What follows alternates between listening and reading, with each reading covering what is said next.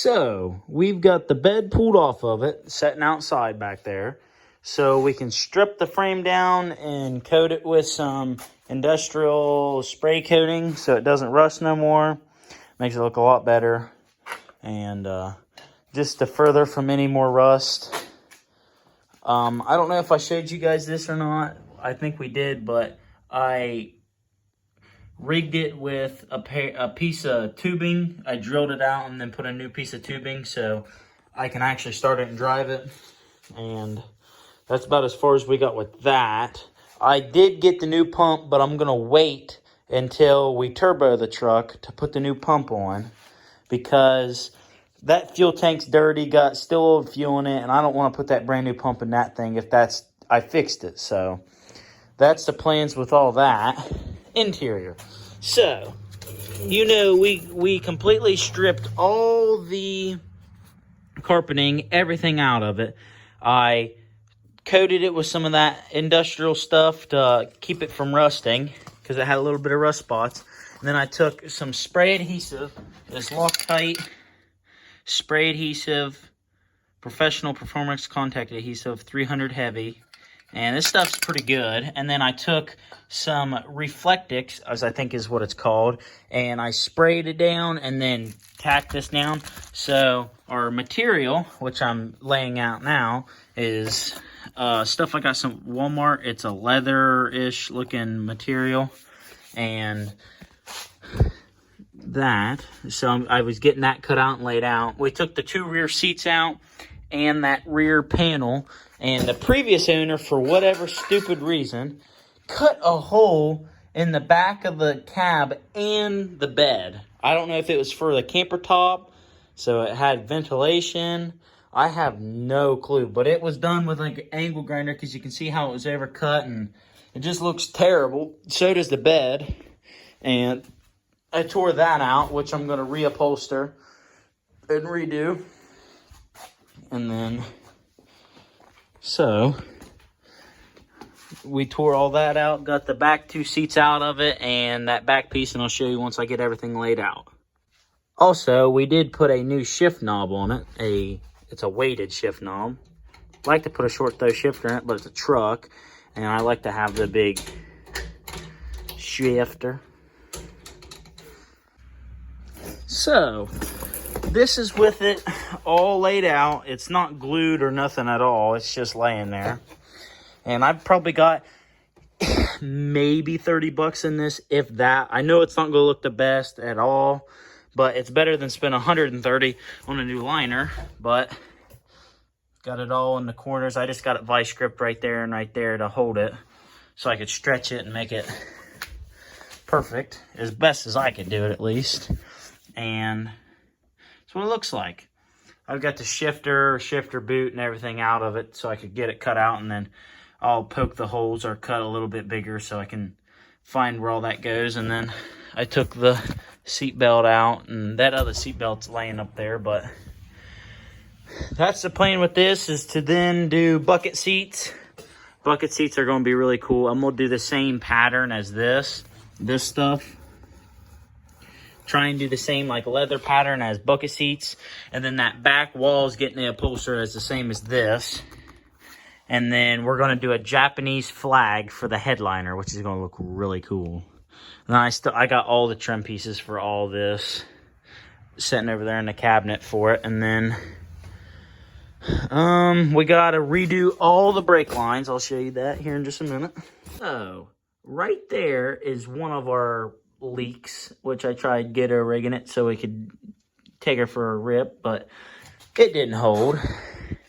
And then the suckiest part about this whole thing is the next brake line that leaks really bad, like will drain the whole reservoir, is one of the main brake lines down in there. So that means we've got to drop the tank to get to it or pull the cab, and I'm not pulling the cab. So we got to drop the fuel tank, get it up on jacks, and I guess lift it up or drop it down out of there so we can get to that brake line and replace it. We got to redo pretty much all the brake lines, which sucks, but it's what you get for a $200 truck.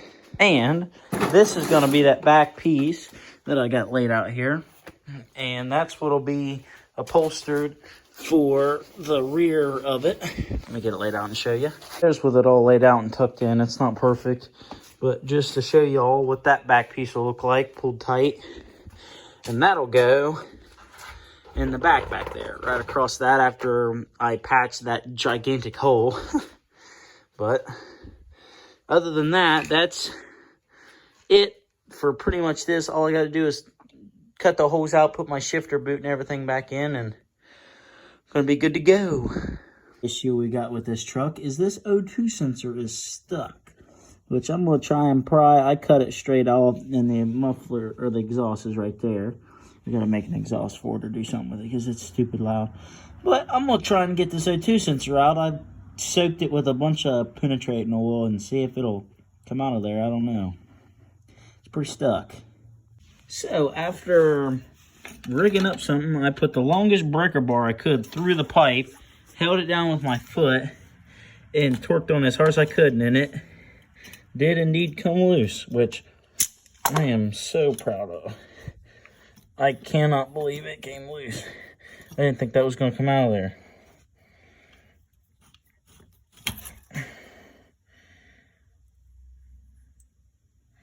Probably not good, but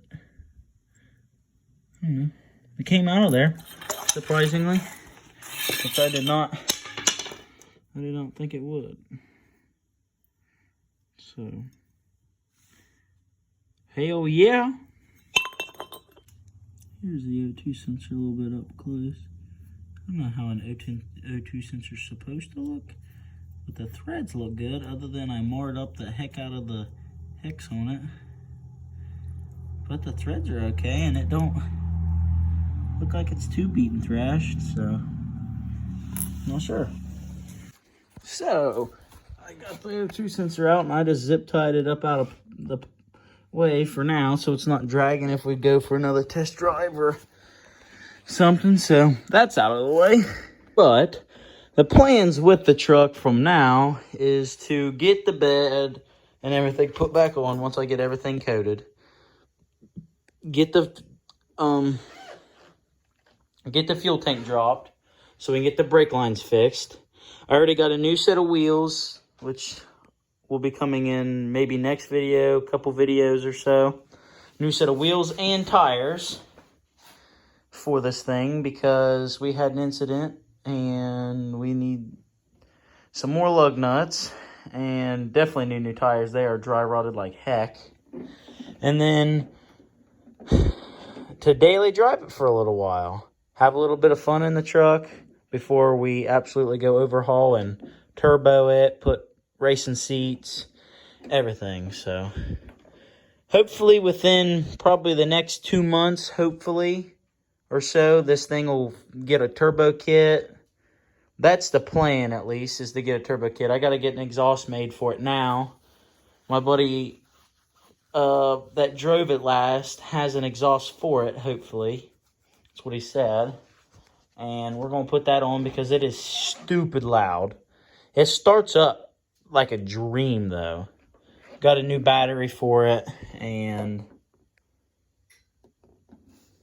other than that, that'll conclude this interior video.